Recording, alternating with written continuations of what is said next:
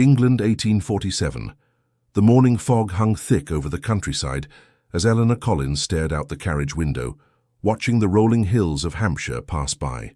At 26, she had never imagined she would be travelling to meet a new husband, especially not a duke, less than a year after burying her first. "We shall arrive at Ravenshollow Manor within the hour, Mrs. Collins," announced Mr. Blackwood, her late husband's solicitor and the architect of her current predicament. Eleanor clutched her reticule tighter. "And you are certain there is no other way?" "I fear not, madam. With your husband's debts and your family's inability to support you—" He trailed off, the implication clear. Without this arrangement, destitution awaited her. She straightened her back, determined not to show her anxiety. Her dark green travelling dress, her best, though modest, compared to what would be expected of a duchess, was carefully chosen for this first meeting. Her chestnut hair was neatly arranged beneath her bonnet, and she had practiced a serene expression to mask her inner turmoil. "The Duke of Ravenshollow is one of England's most distinguished noblemen," Mr. Blackwood continued. "His offer is exceedingly generous, considering your circumstances." "Yes, how fortunate I am to be bartered to a man I've never met," Eleanor murmured, then regretted the sharpness of her tone. "Forgive me. I am grateful for your assistance." Mr. Blackwood's expression softened. "The Duke has been in mourning these past 3 years. His children need a mother, and he requires an heir. It is a practical arrangement, one that benefits you both." The carriage passed through imposing iron gates, revealing a grand manor house of weathered stone. Eleanor's breath caught at the sight of Ravenshollow Manor. Imposing and Gothic, its windows glinted like dark eyes, watching her approach. This would be her home, her prison or her salvation, she did not yet know. As the carriage pulled to a stop, Eleanor composed herself. A line of servants stood waiting, and at their head, a tall figure dressed in black, the Duke of Ravenshollow. Edmund Whittaker's stern countenance betrayed no emotion as he watched the carriage door open. At 35, his face already bore the hard lines of one who had known profound loss. His dark hair was shot with silver at the temples, and his penetrating grey eyes seemed to look through Eleanor rather than at her. "Mrs. Collins," his voice was deep and cold as he offered his hand to help her descend. "Welcome to Ravenshollow." Eleanor cursed gracefully. "Your Grace, I am honoured by your invitation." "It is no invitation, madam, but a business arrangement. I believe Mr. Blackwood has explained the terms." His bluntness startled her, though she maintained her composure. "He has. Good. Then we understand each other." The Duke turned to his butler. "Hawkins will show you to your chambers. You may rest before dinner." With a curt bow, he turned and strode back into the house, leaving Eleanor standing with the servants. "Mrs. Collins," an elderly butler said with a slight bow, "if you would follow me." As Eleanor followed him through the grand entrance hall, she noted the portraits of severe-looking ancestors lining the walls, the marble floors polished to a mirror shine, and the conspicuous absence of any warmth or comfort. "The children, Hawkins," she ventured. "Might I meet them today?" "Master William and Miss Charlotte usually take their evening meal in the nursery, madam," Hawkins replied. "The Duke prefers they maintain a strict schedule." "I see. And how old are they?" "Master William is 7 and Miss Charlotte has just turned 5. Eleanor's heart clenched, so young to have lost their mother. Do they know of my arrival?" "They have been informed that their father is remarrying, yes." His tone revealed nothing of their reaction. Her chambers were spacious but austere, with heavy draperies and dark furniture. A lady's maid was waiting to help her freshen up after the journey. "Martha will attend you during your stay," Hawkins explained. "Dinner is served at 7 precisely. The Duke does not tolerate tardiness." When the door closed behind him, Eleanor sank onto the edge of the bed, finally allowing her mask to slip. What had she agreed to? A marriage without love to a man who clearly resented her very presence. "Will there be anything else, ma'am?" Martha asked, a young woman with kind eyes that contrasted with the sombre atmosphere of the house. "No, thank you. I should like a moment alone." When Martha departed, Eleanor moved to the window. From here she could see the extensive gardens of Ravenshollow, beautifully maintained but somehow lacking life.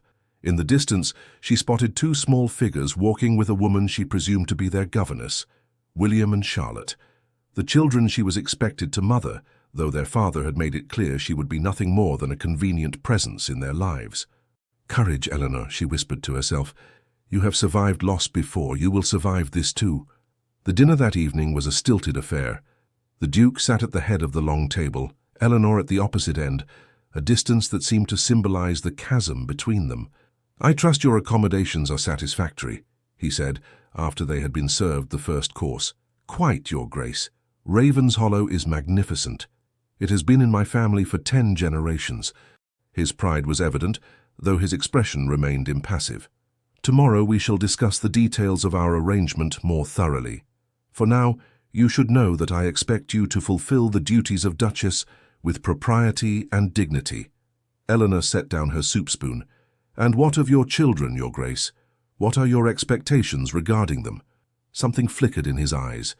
Pain, perhaps, or anger. "My children have a governess and a nanny. Your role will be to provide a maternal presence when appropriate. They are still recovering from their mother's passing. As are you, it seems." The Duke's jaw tightened. "Let me be clear, Mrs. Collins. I have agreed to this marriage for 2 reasons. My children need a mother figure and I require an heir. Beyond that, I neither desire nor expect anything resembling affection between us. My heart is buried with my late wife, and it shall remain so."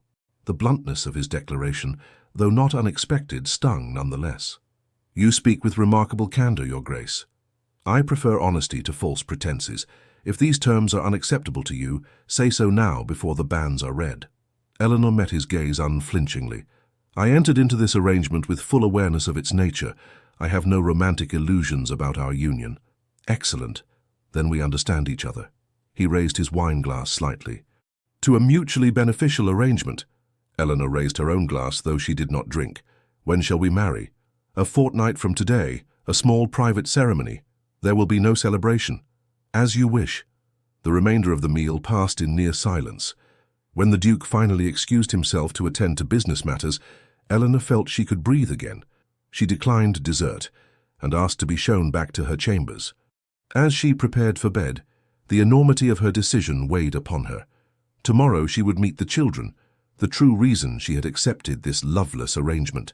Perhaps with them, she might find some purpose in this cold, grand house. Sleep eluded her as rain began to patter against the windows. Ravenshollow creaked and sighed around her, a living entity with secrets hidden in its ancient walls. Somewhere in this vast manor were 2 children who had lost their mother and a man who had lost his heart. Eleanor had lost much too, her husband, her security, her independence. But unlike the Duke, she had not yet surrendered hope. "Perhaps," she whispered into the darkness, "there is still room for happiness within these walls." But even as she spoke the words, she wondered if they were merely wishful thinking. The following morning arrived with unexpected brightness, the rain having cleared to reveal a crisp autumn day. Eleanor woke early, determined to make a favorable impression on the children she would soon call her own. She selected a simple blue dress that complemented her eyes and asked Martha to arrange her hair in a softer style than was her usual custom. "You look lovely, ma'am," Martha said, as she secured the final pin. "If I might be so bold, the children will be taking breakfast in the small parlor this morning. The Duke thought it an appropriate time for your introduction." Eleanor's heart quickened. "Thank you, Martha. I hadn't been informed." "His Grace often makes decisions without much notice," Martha replied with a hint of disapproval in her tone. "If you please, ma'am, the children, they've had a difficult time. Miss Charlotte barely remembers her mother. But Master William—" She hesitated. "Please speak freely. Master William has been rather withdrawn since Lady Ravenshollow's passing.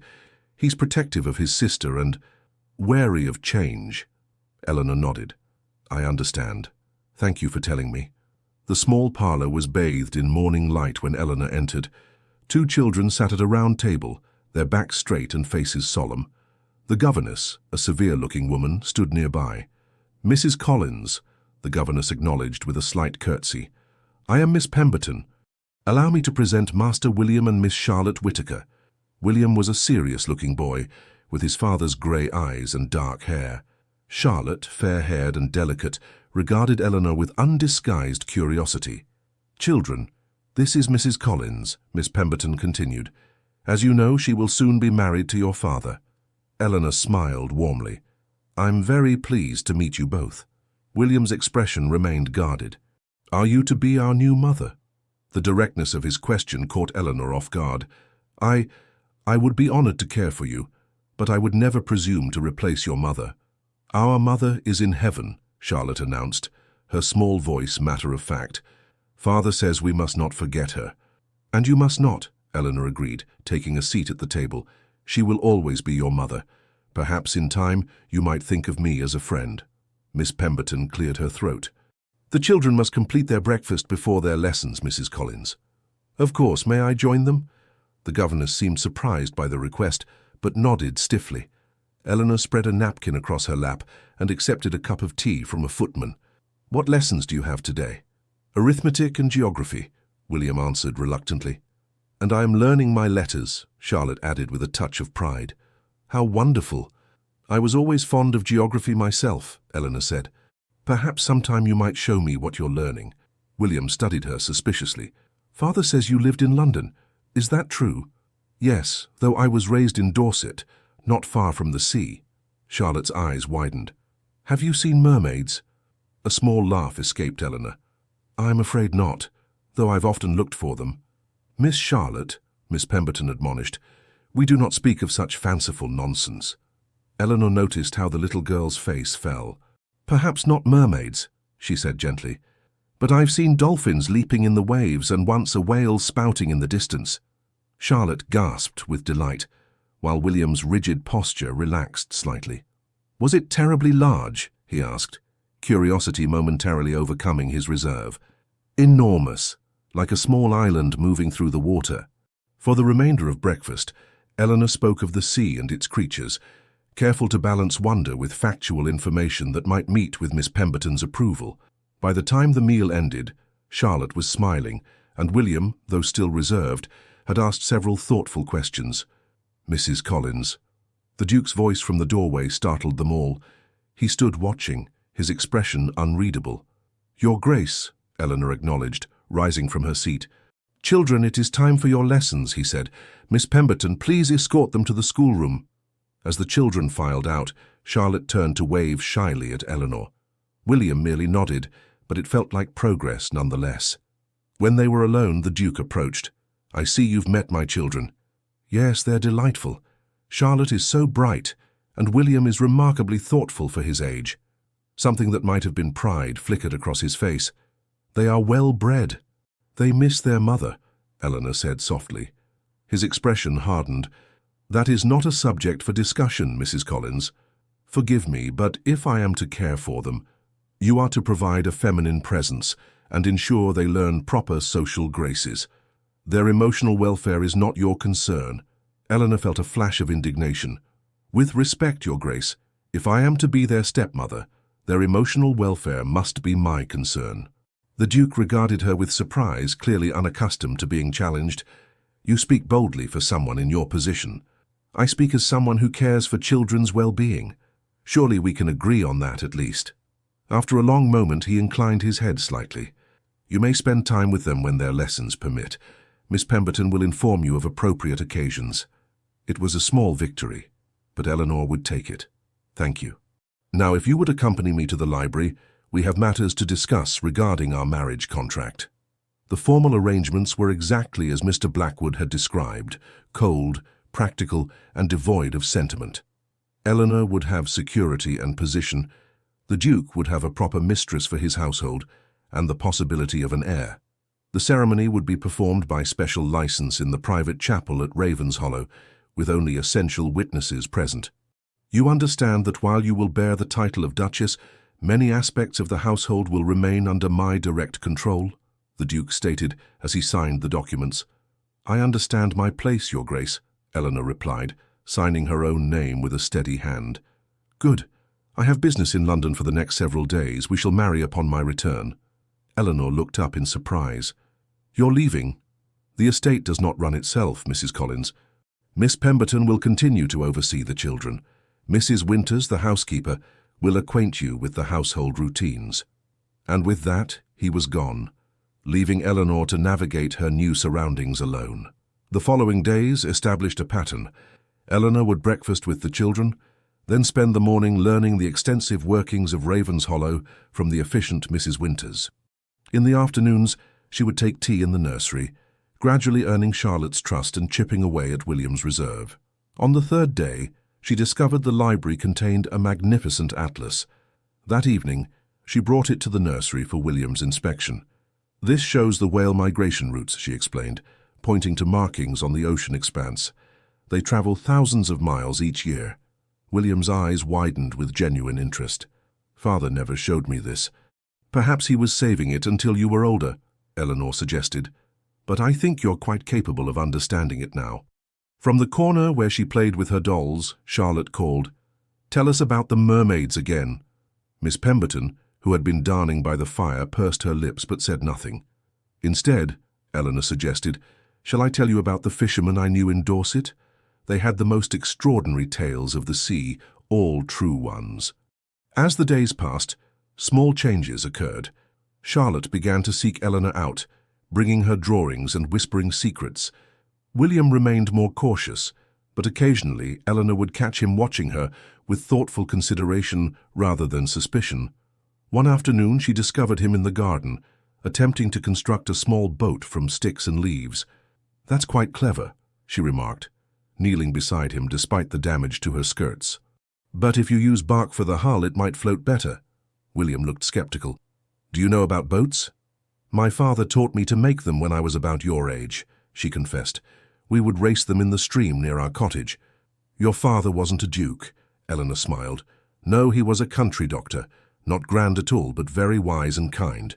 William seemed to consider this. "Father says you're to be the new Duchess." "Yes, though I must confess I know very little about being one." "My mother was a proper Duchess," he said, a note of challenge in his voice. "I'm sure she was wonderful," Eleanor replied gently. "Perhaps you could tell me about her someday, when you wish to." The boy's eyes filled suddenly with tears, which he wiped away with fierce determination. "I don't remember her face anymore," he whispered. "Sometimes I try, but I can't see it clearly." Eleanor's heart ached for him. "May I show you something?" She reached into her pocket and withdrew a small locket. Inside was a miniature portrait of her late husband. "I keep this with me to help me remember. Perhaps your father has a miniature of your mother you could keep."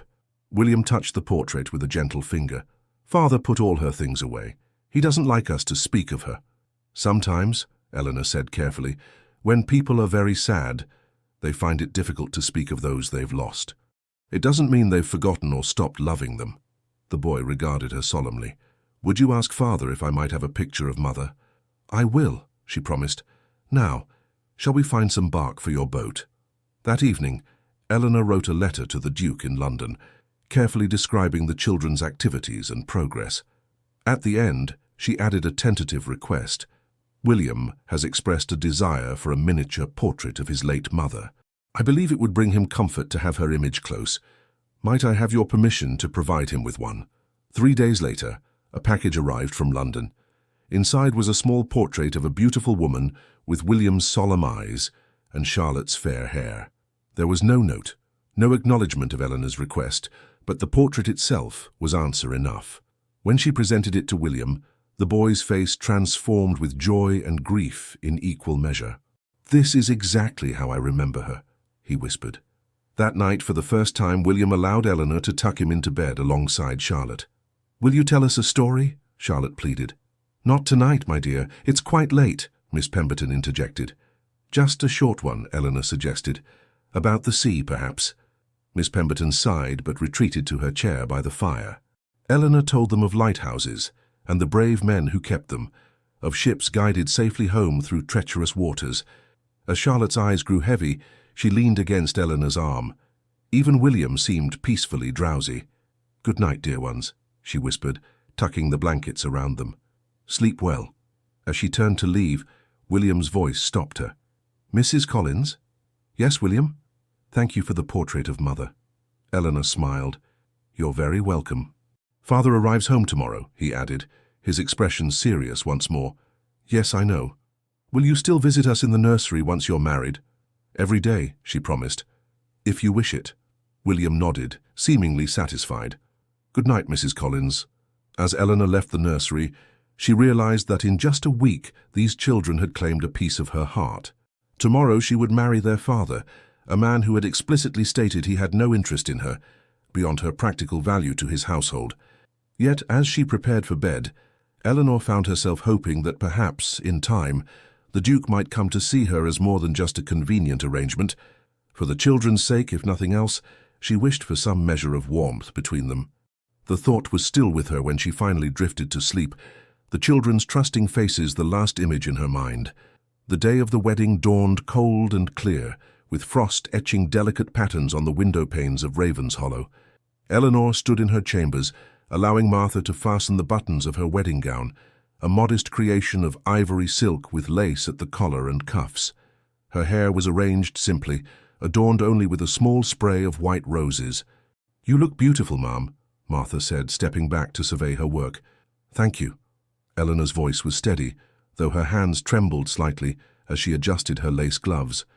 A soft knock at the door revealed Mrs. Winters, the housekeeper. Her usually stern expression softened slightly. "The Duke has returned, madam. The ceremony will begin in half an hour. I shall be ready." When the door closed, Eleanor moved to the window, gazing out at the frost-covered gardens. Was she making a terrible mistake? The children had begun to warm to her, yes, but their father remained as cold and distant as the winter landscape before her. "Eleanor Collins," she whispered to her reflection, "you made your choice. For better or worse, this is your path now." The chapel at Ravenshollow was a small stone building nestled within the estate's grounds. As Eleanor approached on the arm of Mr. Blackwood, she saw only a handful of people gathered inside. The Duke's solicitor, Mrs. Winters, Hawkins the butler, and the vicar waiting at the altar. And there stood Edmund Whittaker, Duke of Ravenshollow, his tall figure imposing in formal attire. His expression was inscrutable as she walked toward him. The ceremony was brief and perfunctory. They exchanged the necessary vows, their voices echoing in the near-empty chapel. When the Duke placed the ring on her finger, a simple gold band rather than the elaborate family heirloom she might have expected, his touch was impersonal, as if completing a business transaction. "I now pronounce you man and wife," the vicar declared, his words hanging in the air between them. There was no kiss, merely a formal bow from the Duke before he offered his arm to lead her from the chapel. "Your Grace," the vicar called after them, "the registry requires your signatures." They returned to sign the book, Eleanor's new name, Eleanor Whittaker, Duchess of Ravenshollow, appearing foreign to her eyes as she wrote it for the first time. Outside, to her surprise, the children waited with Miss Pemberton. Charlotte immediately ran forward, a small bouquet of hothouse flowers clutched in her hand. "These are for you," she announced, presenting them proudly.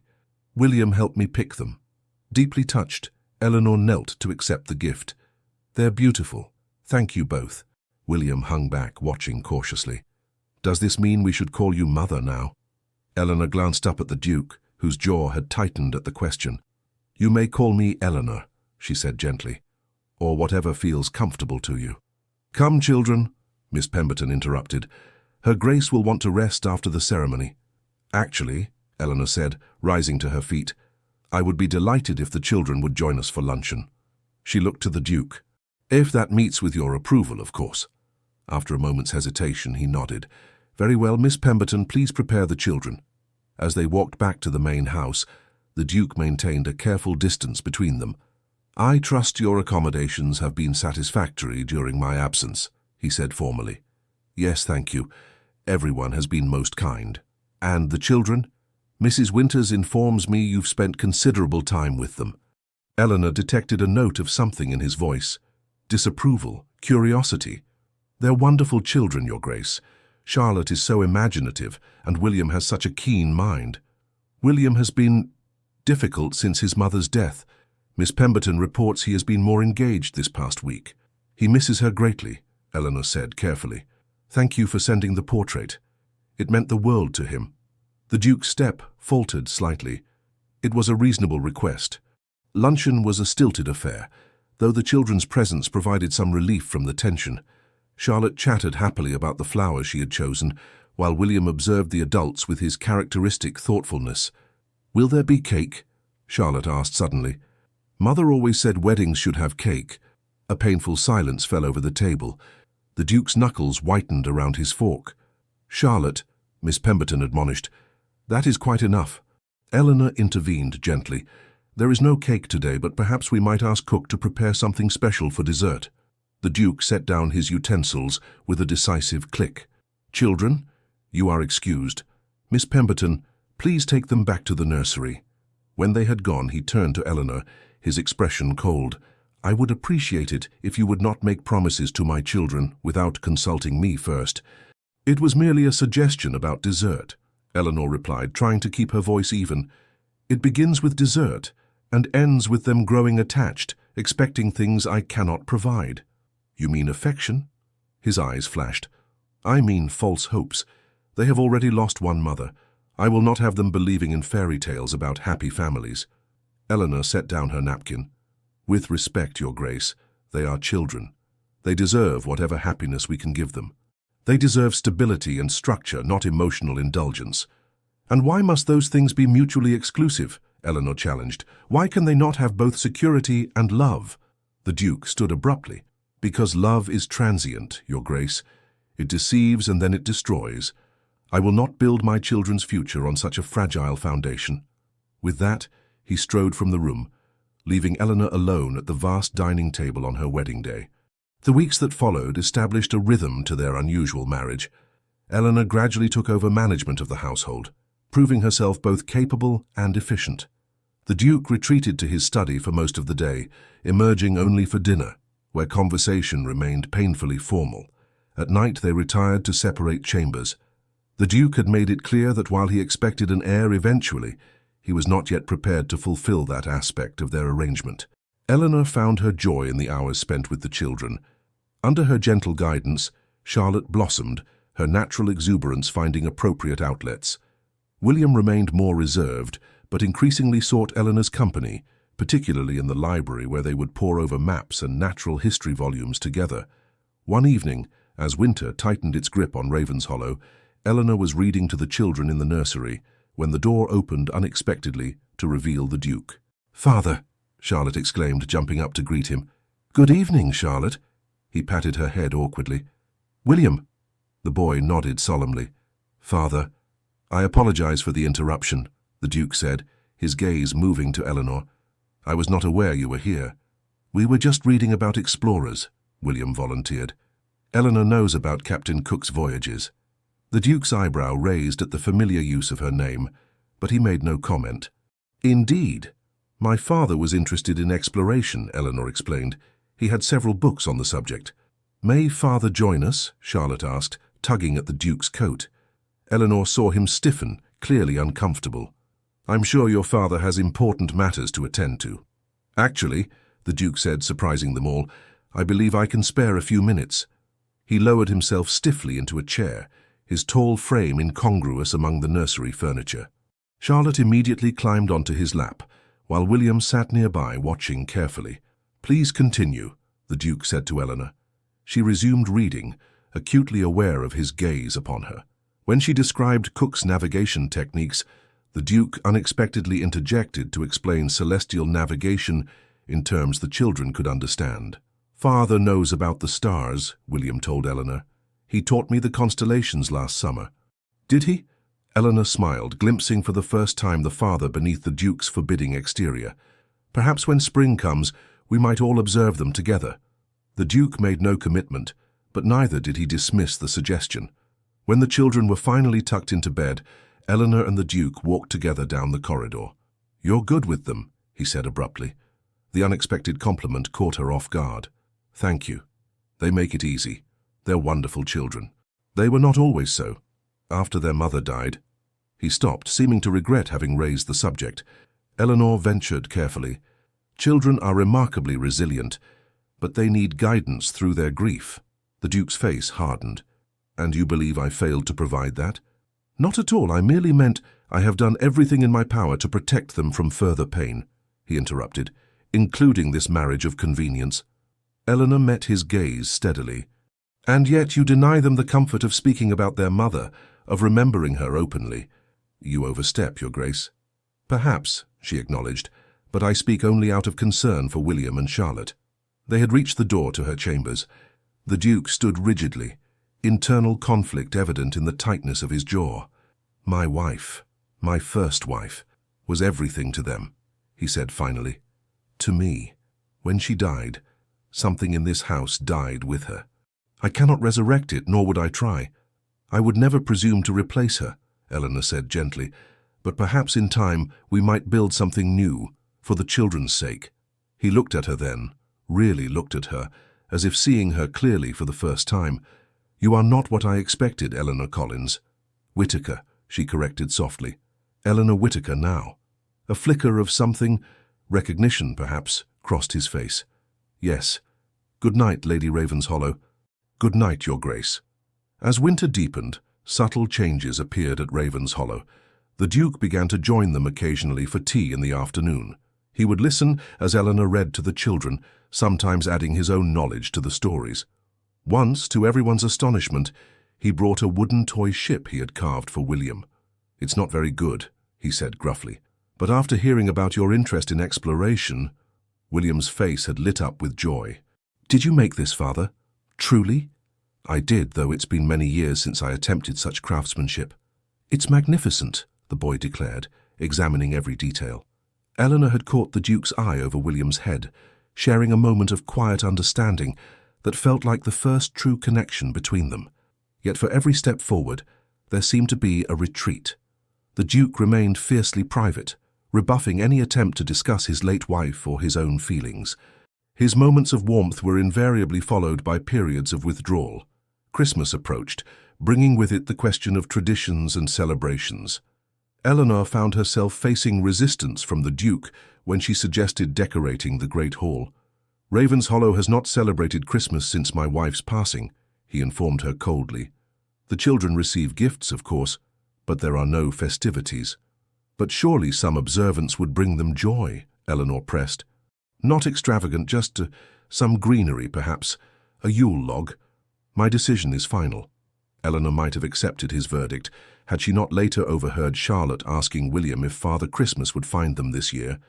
"Don't be silly," William replied, with the world-weary wisdom of his 8 years. "Father doesn't permit Christmas at Ravenshollow, not since Mother died." The sadness in his voice spurred Eleanor to action. That evening she knocked on the door of the Duke's study, a liberty she had rarely taken before. "Enter," came his voice. She found him at his desk, surrounded by estate ledgers. "Forgive the interruption, Your Grace." "What is it?" He did not look up from his work. "I wish to discuss Christmas arrangements." His pen paused. "I believe I made my position clear." "You did," Eleanor acknowledged, closing the door behind her. "But I must speak on behalf of the children."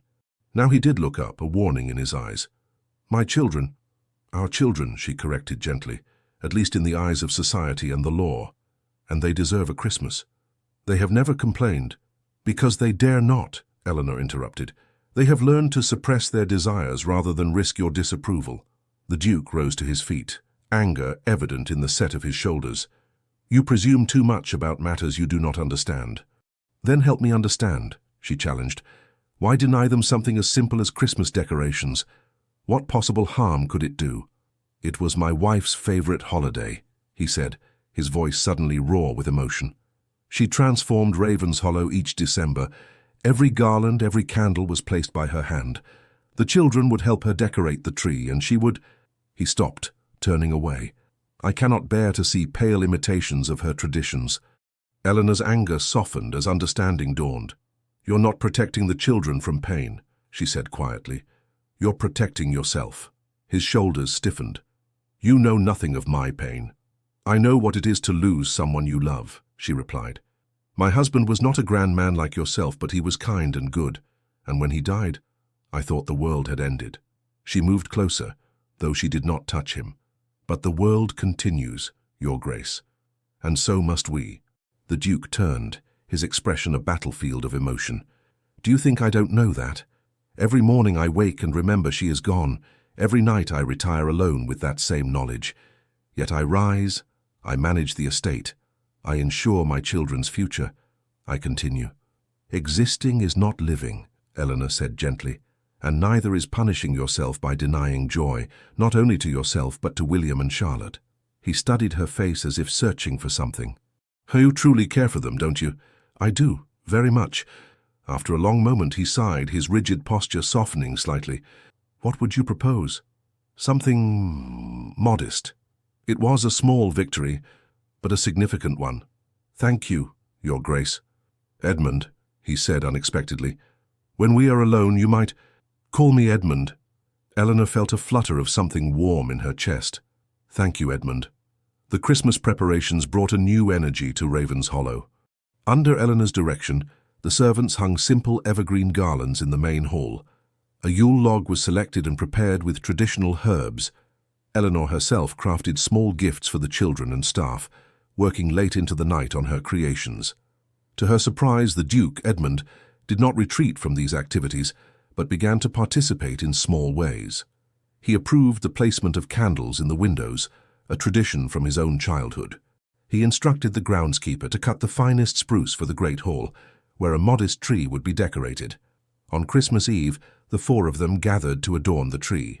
Charlotte, beside herself with excitement, carefully placed glass ornaments on the lower branches. William, more reserved but clearly pleased, helped his father with the higher decorations. Eleanor watched them together, father and son working side by side, and felt a profound sense of rightness. This one was Mother's favourite, William said suddenly, holding up a delicate glass bird. Eleanor held her breath, waiting for Edmund's reaction. After a moment's hesitation, he knelt beside his son. Yes, he said softly. She loved birds. Do you remember how she would feed them in the garden? William nodded, his eyes shining. She let me help. Perhaps, Edmund suggested, his voice rough with emotion, you might like to continue that tradition this winter. The boy's face lit up. Could we? Truly? I think your mother would like that very much. It was the first time Eleanor had heard him speak of his late wife with anything other than guarded pain. That night, as they sat by the fire after the children had gone to bed, she found the courage to broach the subject. Thank you, she said simply, for allowing William to speak of his mother. Edmund stared into the flames. I thought I was protecting them by not speaking of her. I believed the memories would only cause them pain. Sometimes memories are all we have, Eleanor replied, and sharing them can ease the burden of loss. He looked at her then, his grey eyes reflecting the firelight. You are wiser than your years would suggest, Eleanor. Not wise, just acquainted with grief. A comfortable silence fell between them. When Edmund finally spoke again, his voice was hesitant, almost vulnerable. Her name was Caroline. We were childhood friends before we were sweethearts. When she died in childbirth, our third child, who also did not survive, I thought I would never feel anything but pain again. Eleanor reached out impulsively, placing her hand over his. I'm so sorry. He did not pull away. Caroline would have liked you, he said softly. She would have approved of how you care for the children. That means a great deal to me. Their eyes met, and for a breathless moment Eleanor felt something shift between them, a thawing of the ice that had encased his heart. Christmas Day brought simple celebrations, gifts exchanged by the fire, a special meal shared with the children, carols sung by the servants in the hall. Throughout it all, Edmund remained present, engaged, his eyes frequently finding Eleanor's across the room. That night, he escorted her to her chamber door, as had become their custom. But instead of the formal good night she expected, he hesitated. Thank you, he said finally, for bringing Christmas back to Ravenshollow. It was my pleasure. The children were so happy. Not only the children. His gaze was intense, searching. Eleanor, I have not been kind to you. You deserved better than the cold arrangement I offered. You have been fair, she said softly, and increasingly kind. You have changed this household, he continued. Changed me, perhaps. I find myself looking forward to our conversations, to your company. Eleanor's heart quickened. As do I. He stepped closer, his hand rising as if to touch her face, then faltering. I should bid you good night. Yes, she whispered, though everything within her wished him to stay. Good night, Eleanor. Good night, Edmund. As winter gave way to the first tentative signs of spring, the atmosphere at Ravenshollow continued to warm. Edmund increasingly sought Eleanor's company, not only for matters concerning the children or the estate, but for conversation, for companionship. They began to take walks together in the gardens when weather permitted, discussing books they had read, sharing stories of their childhoods. Eleanor found herself drawn to this new side of him, the thoughtful man beneath the Duke's stern exterior, the loving father emerging from behind walls of grief. Yet physical intimacy remained absent from their marriage. Edmund had not revisited the subject of an heir, and while their emotional connection deepened, he maintained a careful physical distance. One evening in late March, a violent storm descended upon Ravenshollow. Thunder rattled the windows, and lightning illuminated the night sky in brilliant flashes. Eleanor was reading in her chamber when a small knock came at her door. She opened it to find Charlotte, white-faced and trembling. "I'm frightened of the thunder," the little girl confessed. "Oh, my dear." Eleanor knelt to embrace her. "Would you like to stay with me for a while?" Charlotte nodded against her shoulder. "William said I was being a baby, but I can't help it." "Even grown-ups can be frightened of storms," Eleanor assured her. "Come, let's sit by the fire and I'll tell you stories until you feel better." She had just settled Charlotte on the small sofa when another knock came. This time it was William trying to maintain his dignity despite his obvious discomfort. "I've come to check on Charlotte," he announced, though his eyes darted nervously as thunder boomed. "How thoughtful," Eleanor said, hiding her smile. "Perhaps you'd like to join us?" Soon both children were huddled beside her, as she told stories of brave sailors weathering storms far greater than this one. When the loudest clap of thunder yet shook the house, Charlotte burrowed against her side while William clutched her hand. The door opened without a knock this time, revealing Edmund in his dressing gown, his face tight with concern. "The children aren't in their beds," he began, then stopped at the sight of them curled beside Eleanor. "They were a bit frightened by the storm," she explained. His expression softened. "I see. Father, will you stay too?" Charlotte pleaded. "Eleanor is telling us about sailors in storms." To Eleanor's surprise, Edmund entered the room, closing the door behind him. "I suppose I could listen for a while." He settled into a chair opposite them, his presence filling the cozy space. As Eleanor continued her story, she noticed how his eyes rarely left her face, how they warmed when she made the children laugh, despite their fears. When the storm finally began to abate and Charlotte's eyelids grew heavy, Edmund rose. "I believe it's time these sailors returned to their own beds."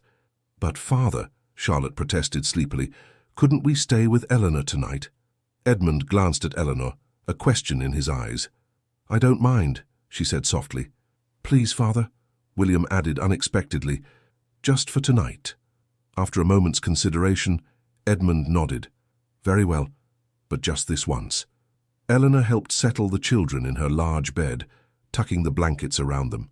As she straightened, she found Edmund watching from the doorway, his expression unreadable. "Thank you," he said quietly when she joined him, "for comforting them." "They're dear to me," she replied simply. His gaze was intense, searching. "You've become essential to them. He hesitated. "To Ravenshollow." Eleanor felt the weight of unspoken words between them. "I'm glad to be of service." "It's more than service, Eleanor. You must know that." Before she could respond, Charlotte called sleepily from the bed. "Eleanor, aren't you coming?" "In a moment, dear," she called back, then turned to Edmund. "I should—" "Yes, of course." He stepped back. "Good night, Eleanor." "Good night, Edmund."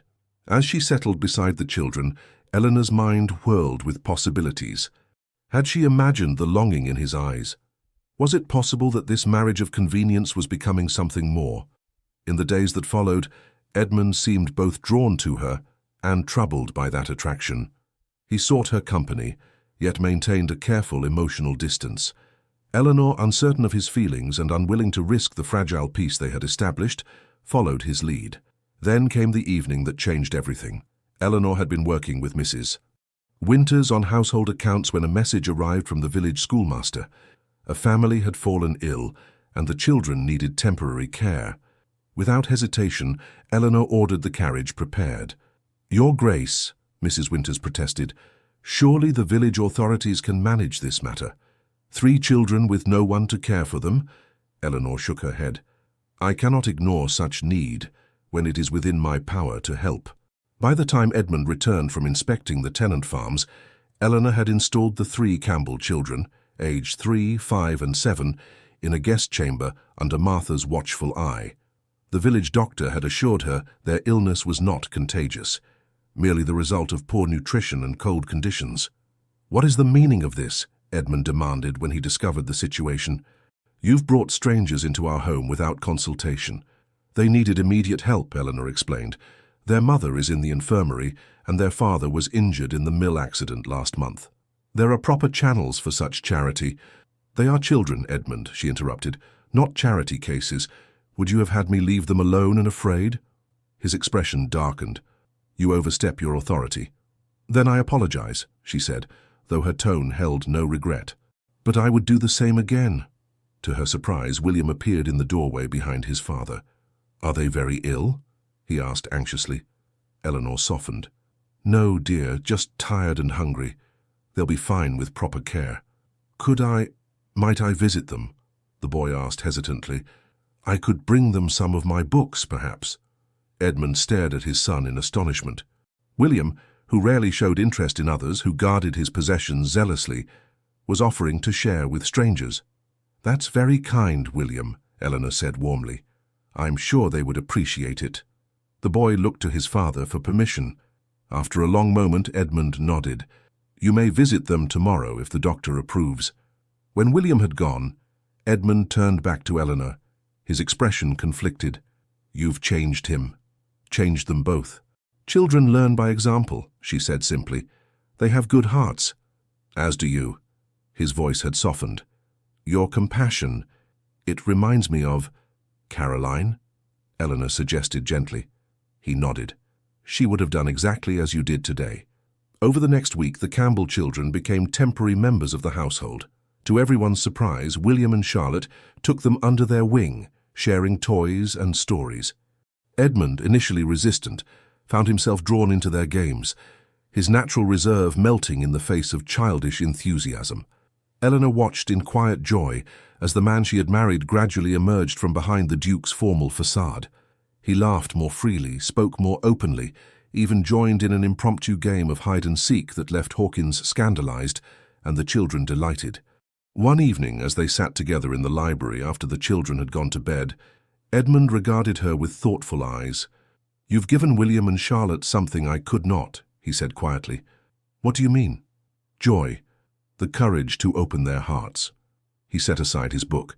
"I thought I was protecting them by teaching them restraint, but you've shown me they need more than that to truly live." Eleanor felt a rush of emotion at his words. "They need you, Edmund. Your love, your wisdom. They treasure every moment you spend with them." "And you?" he asked, his voice dropping to a near whisper. "What do you need, Eleanor?" The question caught her off guard. Before she could answer, the library door burst open, and Charlotte ran in, her nightgown billowing around her. "Eleanor, father, young Thomas Campbell said his first word. He said duck when I showed him my wooden toys." Edmund chuckled, lifting his daughter onto his lap. "That's remarkable indeed. But shouldn't you be in bed, young lady?" "I was too excited to sleep," Charlotte confessed, "and then I heard a strange noise outside my window." "What sort of noise?" Eleanor asked, immediately concerned. "Like scratching. William says it's just the tree branches, but it sounded different." Edmund exchanged a glance with Eleanor. "I'll investigate. Come, I'll take you back to bed and check on this mysterious noise." As they left the library, Eleanor felt a curious mix of disappointment and anticipation. What might Edmund have said if they hadn't been interrupted? What might she have answered? Later that night, unable to sleep, Eleanor wrapped a shawl around her shoulders and made her way to the small balcony adjoining her chambers. The spring air was cool but not unpleasant, scented with the first blooms of the season. "Eleanor!" She turned to find Edmund standing in the shadows of the garden below, looking up at her. "What are you doing out so late?" she asked. "I could ask the same of you," he replied. "May I join you?" At her nod, he disappeared, then, moments later, knocked softly at her chamber door. Eleanor admitted him, suddenly conscious of her informal attire and loose hair. "I apologize for the intrusion," he said, remaining near the doorway. "But there was something I wished to say, and I find I cannot wait until morning." "What is it?" she asked, her heart quickening. Edmund took a step closer, his expression serious in the candlelight. "When we married, I told you I would never love again. I believed it with absolute certainty." Eleanor held her breath, afraid to hope. I was wrong, he continued, his voice low and intense. What I feel for you, it has grown so gradually that I scarcely recognized it, until it was too late to resist. Edmund, she whispered, unable to say more. He moved closer still, close enough that she could see the vulnerability in his eyes. I do not expect you to return these feelings. Our arrangement was never meant to be more than practical, but I find I cannot continue to treat you as merely the mistress of my household, the caretaker of my children, not when you have become so much more to me. Eleanor's heart soared at his words. And if I told you that my feelings have changed as well, that what began as duty has become something else entirely? His eyes widened with hope. Eleanor, do you mean— I love you, Edmund, she said simply. I have for some time now. For a moment he stood motionless as if unable to believe her words. Then, with a sound that was half laugh, half sigh, he closed the distance between them and took her hands in his. I love you, he said, his voice rough with emotion. I fought against it, told myself it was impossible, but I can deny it no longer. Slowly, giving her every chance to pull away, he lowered his head until his lips met hers in a tender kiss. Eleanor responded with all the feeling she had kept hidden for months, her arms slipping around his neck as his encircled her waist. When they finally parted, Edmund rested his forehead against hers. Stay with me, he whispered. Be my wife in truth, not just in name. Yes, she answered without hesitation. With all my heart, yes. That night, their marriage was finally consummated, not as the cold arrangement it had begun, but as a union of deep and genuine love. As dawn broke over Ravenshollow, Eleanor lay in Edmund's arms, her head resting on his chest, his heartbeat steady beneath her ear. What changed? She asked softly. When did you begin to see me differently? He was quiet for a moment, his fingers trailing through her hair. There wasn't a single moment, he said finally. It was countless small things, the way you read to the children, how you stood your ground when you believed you were right, your compassion for the Campbell family. He pressed a kiss to her temple. You brought life back to Ravenshollow, Eleanor, to me. She smiled, nestling closer. And you gave me a home, a family. We should tell the children, Edmund said, his tone thoughtful, that things have changed between us. Do you think they'll understand? He chuckled softly. I suspect they've understood far longer than we have. Spring blossomed fully at Ravenshollow, transforming the austere landscape into a riot of colour and life. The change in the estate mirrored the transformation within its walls. Where once silence and formality had reigned, now laughter and warmth prevailed. Edmund and Eleanor no longer maintained the pretense of a marriage in name only. They shared chambers, took meals with the children whenever possible, and were often seen walking the grounds together, their hands entwined, their conversation animated. The children flourished in this new atmosphere. Charlotte's natural exuberance found free expression, while William's serious nature was increasingly balanced by moments of boyish enthusiasm. They adored their stepmother openly now, seeking her guidance and affection without reservation. Most remarkable was the change in Edmund himself. The rigid, formal Duke had given way to a man who smiled readily, who joined in the children's games, who looked at his wife with undisguised love.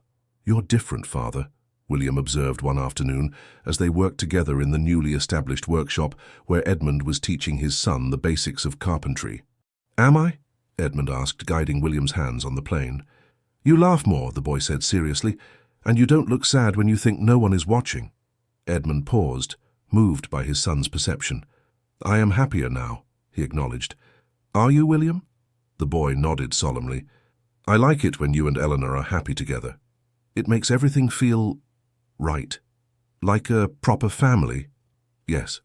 William hesitated. Do you think Mother would mind that we're happy now? Edmund set down his tools and knelt before his son.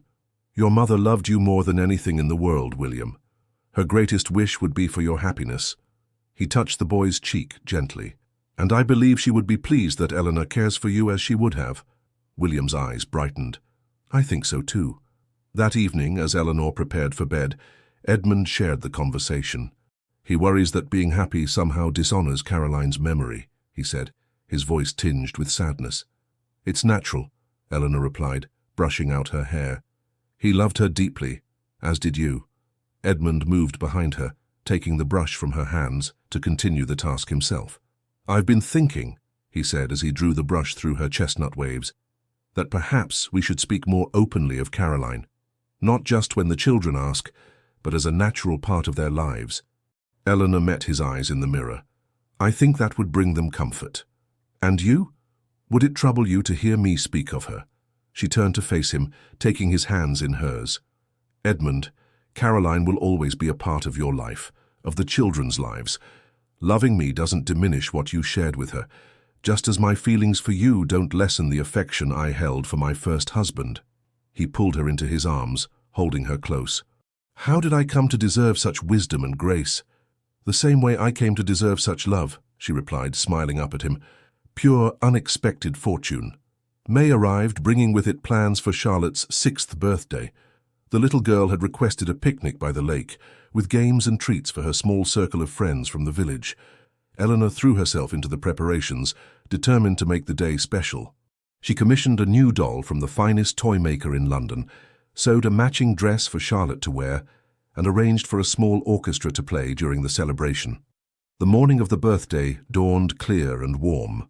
Charlotte, beside herself with excitement, twirled in her new dress while William watched with the indulgent tolerance of an older brother. "You look very pretty," he conceded when she demanded his opinion.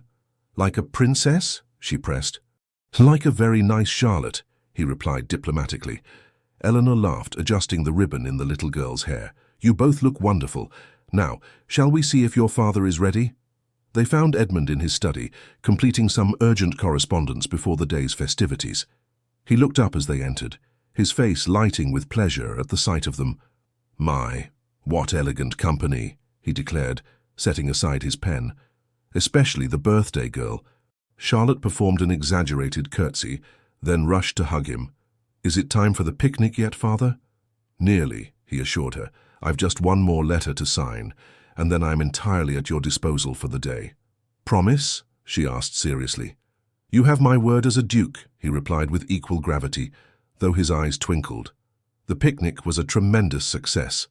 The children played games on the lawns, sloping down to the lake, while the adults conversed in the shade of ancient oaks.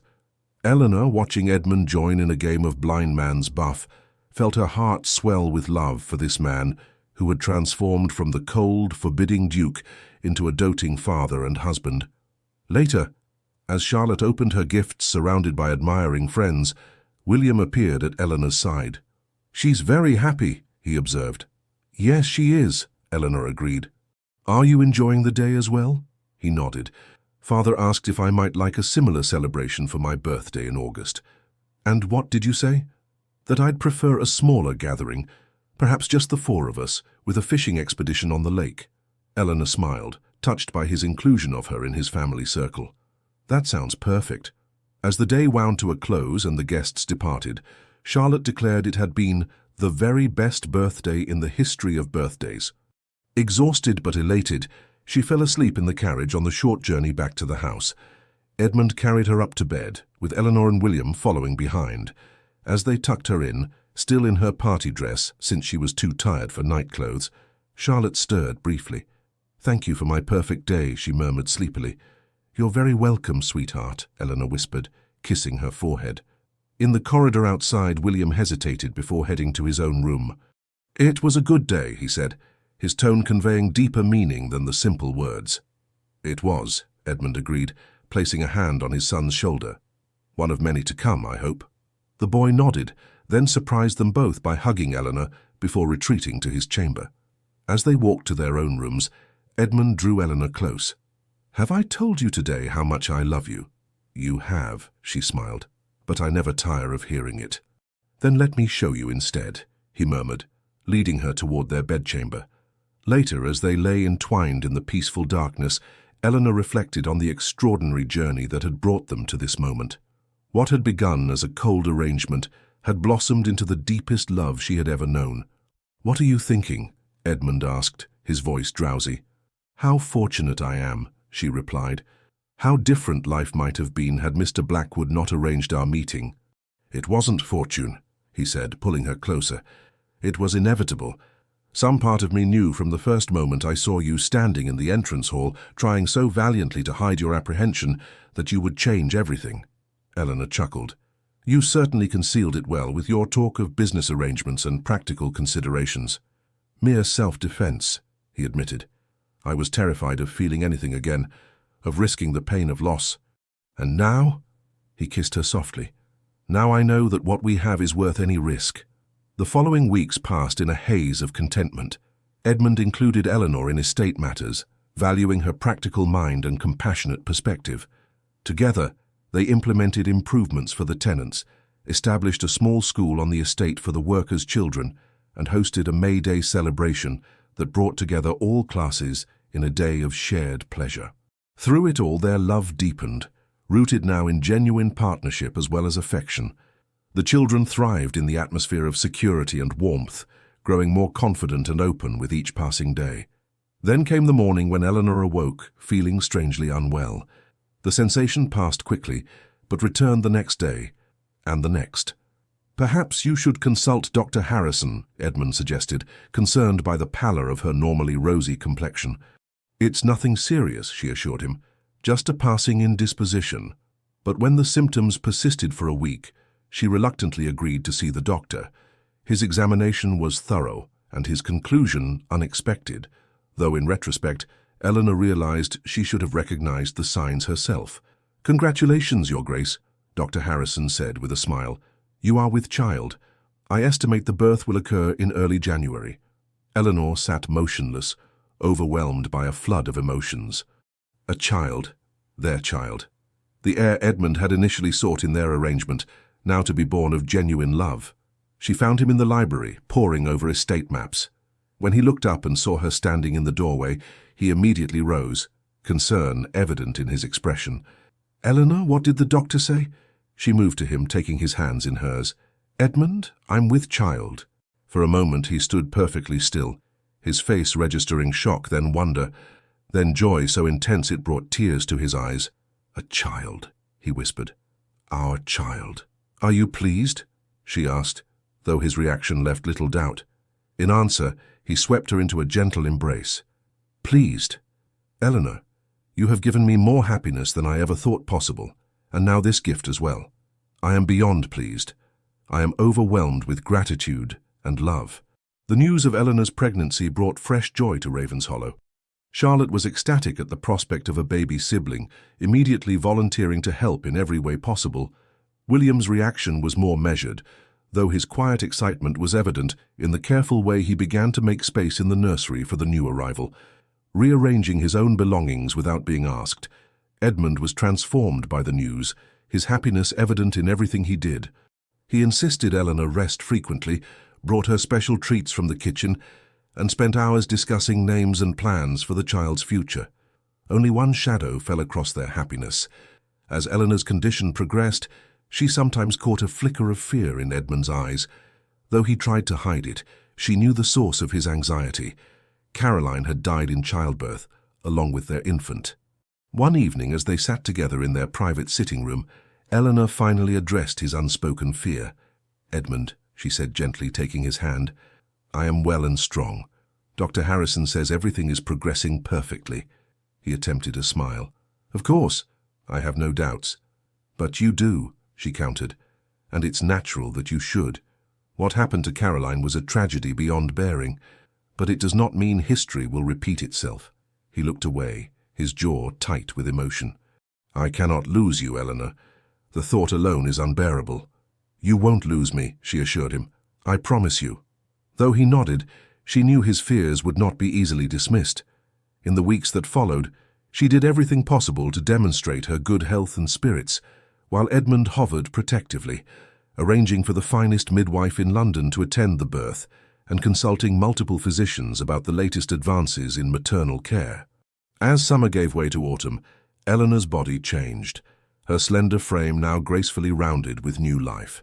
Edmund watched these changes with mingled adoration and anxiety, his love for her deepening even as his protective instincts intensified. The children responded to the coming arrival in their own ways. Charlotte spoke constantly to the baby, convinced it could hear her through Eleanor's swelling abdomen. William, more pragmatic, began researching infant development in the library's medical texts, gravely informing Eleanor of what to expect at each stage. It was William who first noticed Eleanor's fatigue as they walked in the gardens one crisp October afternoon. "You're pale," he observed with characteristic directness. "Should you be resting?" Eleanor smiled reassuringly. "I'm just a little tired, William. Nothing to worry about." But the boy's brow furrowed with concern. "Father would want you to rest." "Your father worries too much," she replied lightly, "but perhaps we should turn back now." That evening, as Eleanor prepared for bed, she found herself unusually weary. Edmund, noticing her discomfort, insisted on summoning Dr. Harrison despite her protests that it was merely the natural fatigue of pregnancy. The doctor's examination revealed nothing alarming, though he recommended increased rest and a tonic to strengthen her system. Edmund, not satisfied, announced his intention to bring a specialist from London. "That's entirely unnecessary," Eleanor protested. "Dr. Harrison has delivered hundreds of babies safely." "I will take no chances with your health," Edmund replied, his tone brooking no argument. The specialist, a distinguished physician who had attended royalty, confirmed Dr. Harrison's assessment. Eleanor was experiencing a normal pregnancy, though he too advised additional rest as her confinement approached. Somewhat reassured, Edmund relaxed his vigilance slightly, though he still insisted on accompanying Eleanor whenever she ventured beyond their chambers. The household adjusted to this new routine, the servants quietly ensuring that the Duchess's comfort was prioritized in every way. November brought the first snow, transforming Ravenshollow into a winter wonderland that delighted Charlotte and prompted William to design an elaborate snow fort. Eleanor watched from the window as Edmund joined the children in their play, his deep laugh carrying across the frosty air. "Your father seems happy," she remarked to William when he came in later, cheeks flushed with cold. "He is," the boy agreed, accepting the hot chocolate Martha had prepared. "He says you've brought the sun back to Ravenshollow." Eleanor smiled, touched by the poetic sentiment so at odds with Edmund's usual practical nature. "Did he really say that?" William nodded solemnly. "To Charlotte and me. He said we must always remember how fortunate we are to have you." That night, as Edmund read aloud to her from a new novel, Eleanor felt the baby move vigorously. "Oh!" she exclaimed, placing a hand on her rounded belly. Edmund immediately set aside the book. "What is it? Are you unwell?" "No, no," she laughed, taking his hand and placing it where the child kicked. "Feel. The baby is dancing." His expression transformed with wonder as he felt the strong movements beneath his palm. "That's remarkable," he whispered. "Our child is strong," Eleanor said softly, "like its father, and wise, like its mother," he added, his eyes shining with emotion. As December arrived, preparations for both Christmas and the baby's arrival occupied the household. Eleanor supervised the seasonal decorations from a comfortable chair, while Edmund divided his time between estate matters and ensuring every detail of the nursery was perfect. The children, excited by both upcoming events, were unusually well behaved, eager to please their parents and demonstrate their readiness for the responsibility of a new sibling. One afternoon, while Edmund was meeting with tenants and the children were at their lessons, Eleanor decided to rest in their bedchamber. As she entered, something white on her pillow caught her eye. A letter. Curious, she picked it up. The handwriting was clearly William's, careful and deliberate. The message, written on the finest stationery, was brief but powerful. "Dear Eleanor, Charlotte and I have talked about it, and we wanted you to know, we choose you. We love Father, and we loved our first mother, but we choose you too, to be our mother now and forever." With all our love, William and Charlotte, tears filled Eleanor's eyes as she read the simple, heartfelt declaration. This gift, this acceptance from William and Charlotte, meant more to her than any title or fortune ever could.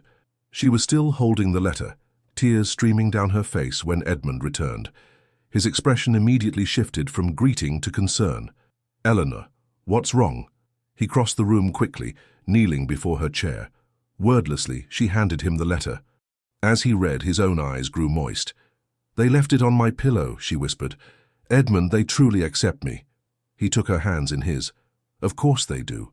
How could they not love you, as I do?"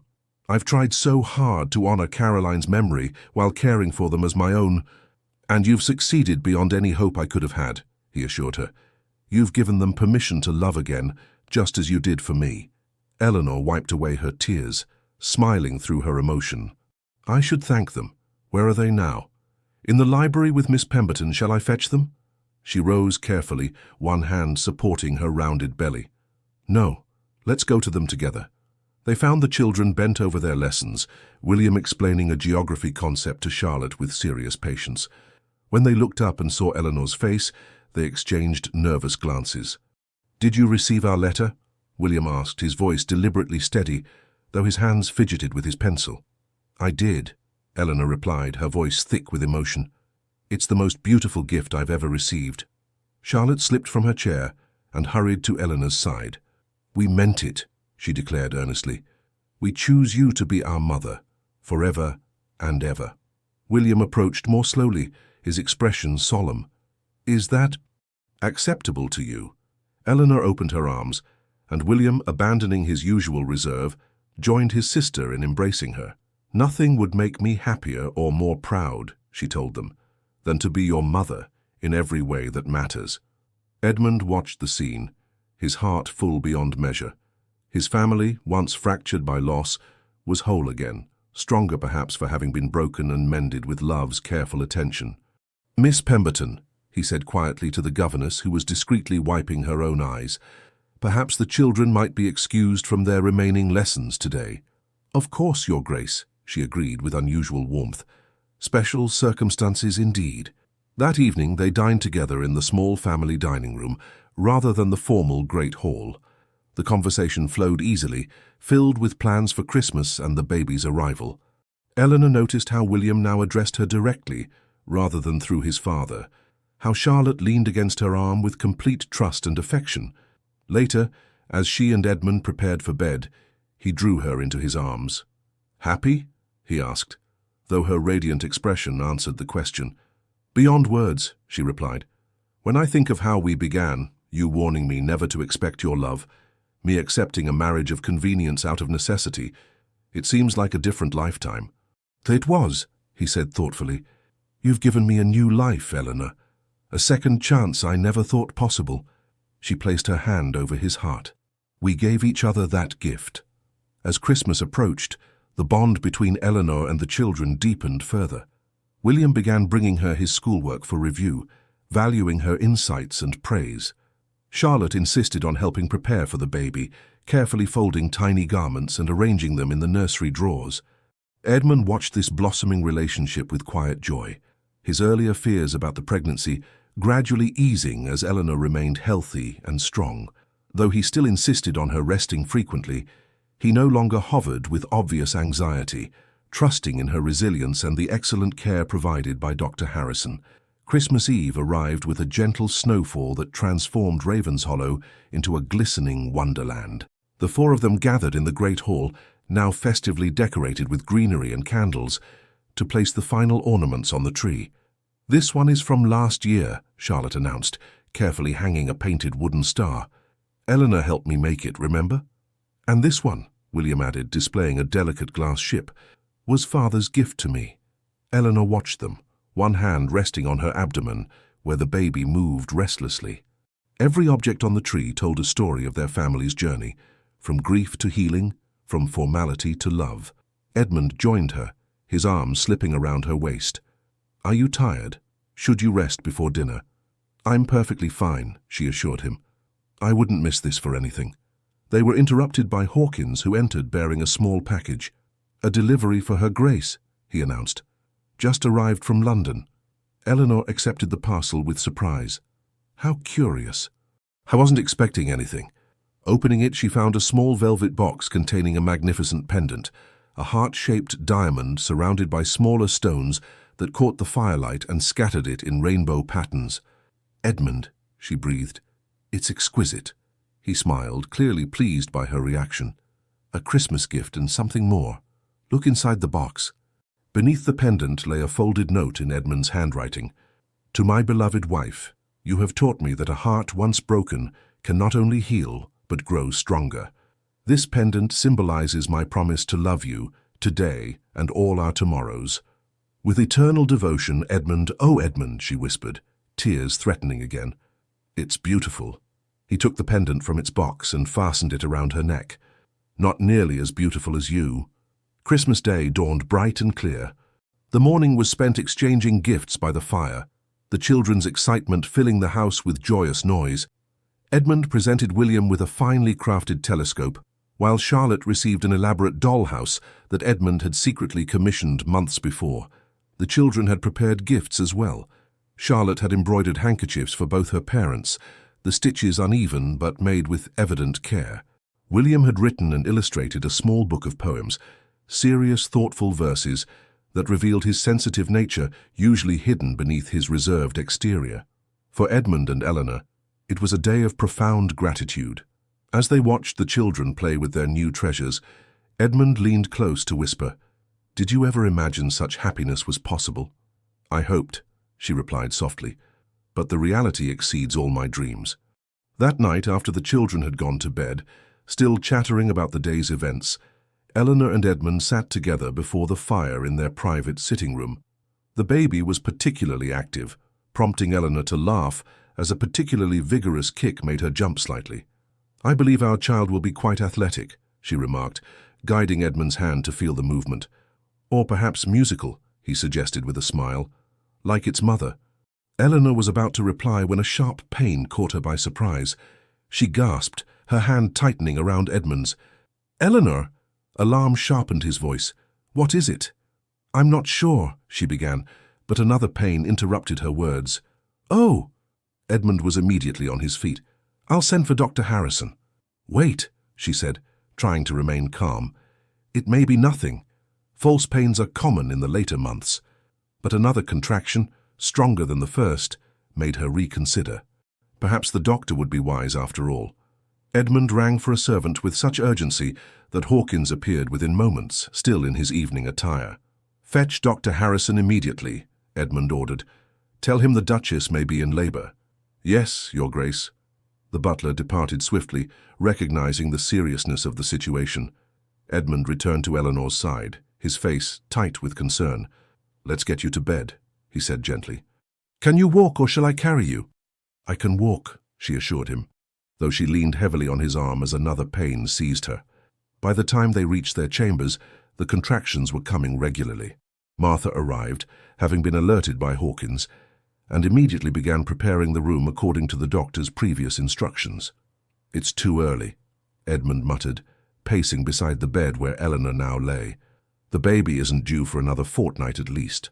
"Babies have their own schedules," Martha said practically, though she too looked concerned. "First ones often come a bit early."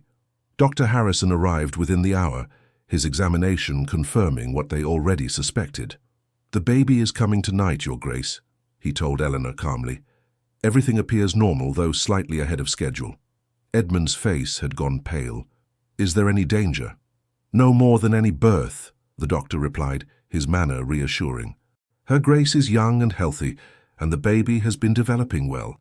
But Edmund could not be easily comforted, his mind haunted by memories of another Christmas, another birthing chamber.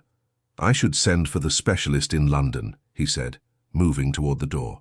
"There's no time," Dr. Harrison said firmly. "The baby will arrive before morning. I assure you, Your Grace, I am fully capable of attending the Duchess." Eleanor reached for Edmund's hand. "Stay with me," she pleaded. "I need you here, not fretting about London specialists."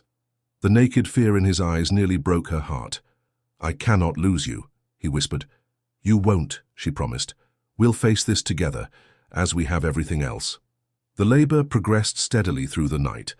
Eleanor bore the pain with remarkable composure, while Edmund remained by her side, his initial panic giving way to steady support. He bathed her forehead, held her hand through contractions, and whispered encouragement when her strength began to flag. As dawn approached, Dr. Harrison announced that the time had come. "The baby is ready to meet the world," he said cheerfully. "One more good push, Your Grace." Eleanor gathered her remaining strength, gripping Edmund's hand tightly as she followed the doctor's instructions. There was a moment of intense pain, followed by the most beautiful sound she had ever heard. the lusty cry of their newborn child. "A boy," Dr. Harrison announced triumphantly. "A fine, healthy son." Edmund stood transfixed, watching as the doctor placed the squalling infant on Eleanor's chest. The baby, red-faced and indignant at his abrupt entry into the world, gradually quieted as Eleanor cradled him close. "Hello, little one," she whispered, tears of joy streaming down her face. "We've been waiting for you." Edmund found his voice at last. "Eleanor," he breathed, "he's perfect, you're perfect." He touched the baby's tiny hand with a reverent finger. "Our son." After the doctor had completed his examination of both mother and child, pronouncing them excellently well, and Martha had helped clean and settle them, Edmund was finally able to hold his son. "He has your eyes," Eleanor observed drowsily from the bed, exhaustion claiming her now that the ordeal was over. "And your chin," Edmund replied, studying the infant's face with wonder. "What shall we name him?" They had discussed various possibilities over the past months, but had not settled on a final choice. Now, looking at their son's solemn expression, so like William's, Eleanor knew. "James," she said softly. "After your father." Edmund's eyes filled with tears. "James," he repeated. "James Whittaker." A gentle knock at the door preceded William's anxious face peering into the room. "Father, is Eleanor—" "Come in," Edmund called softly. "There's someone you should meet." William entered cautiously, followed by Charlotte, who was practically bouncing with excitement despite the early hour. They approached the bed where Eleanor lay, their eyes wide at the sight of the tiny bundle in their father's arms. "Children," Edmund said, his voice thick with emotion, "this is your brother, James." William stared at the baby with fascination. "He's very small." "But he'll grow," Eleanor assured him. "Just as you did." Charlotte clambered onto the bed, mindful of Eleanor's comfort. "Can I touch him?" "Gently," Edmund cautioned, bringing James closer for the children to see. "Hello, James," Charlotte whispered, stroking the baby's cheek with a feather-light touch. "I'm your sister." William hung back slightly, watching the scene with an expression Eleanor couldn't quite interpret.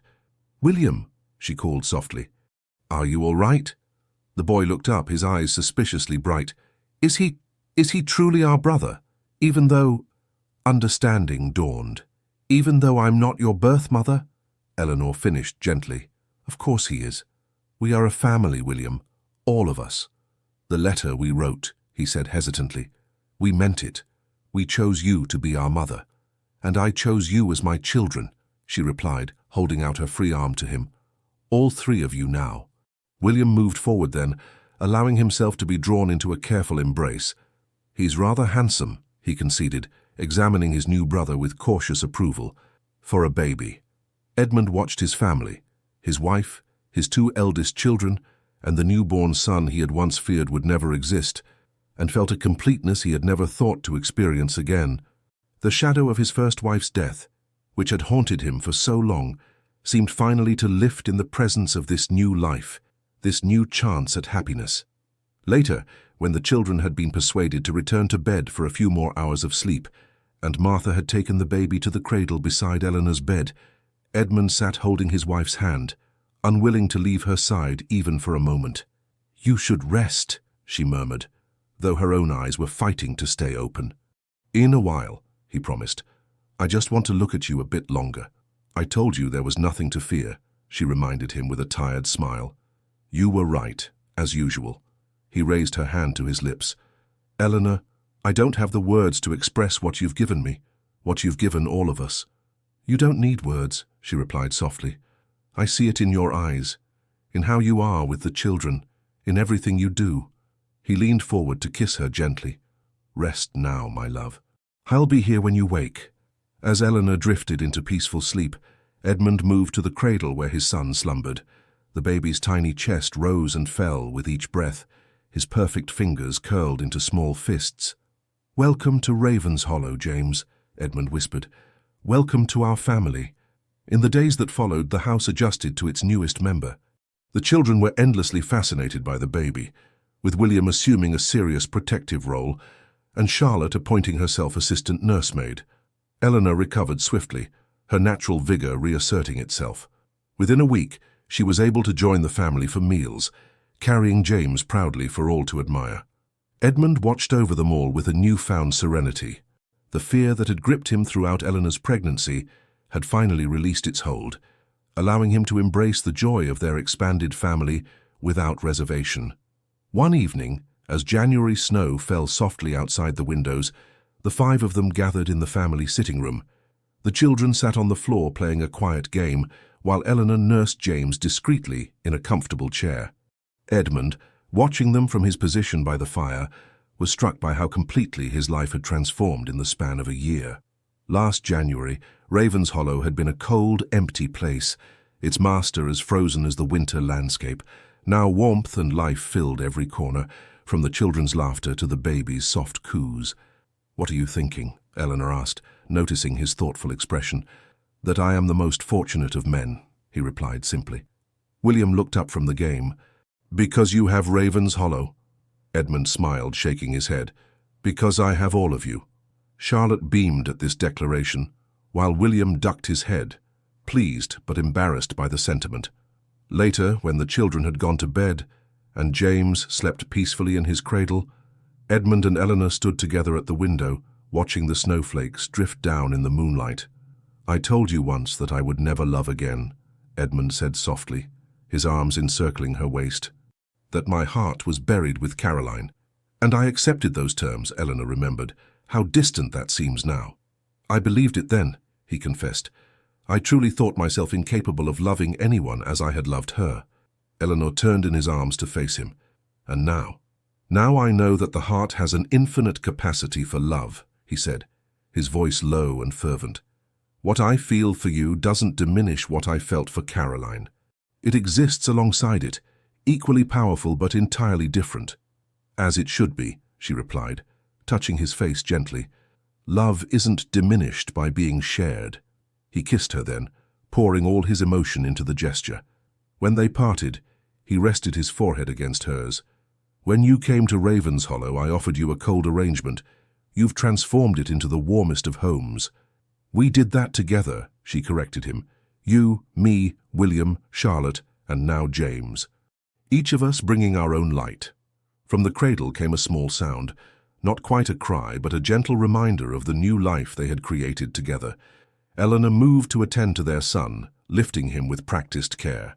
"He has your temperament," Edmund observed, watching as the baby settled immediately in his mother's arms. "Calm and steady. With perhaps a touch of your determination," she replied with a smile. "He knows exactly what he wants." As they stood together in the soft lamplight, their son cradled between them, Eleanor reflected on the extraordinary journey that had brought them to this moment. What had begun as necessity, a practical arrangement between strangers, had blossomed into the deepest love, creating a family bound not by obligation but by choice.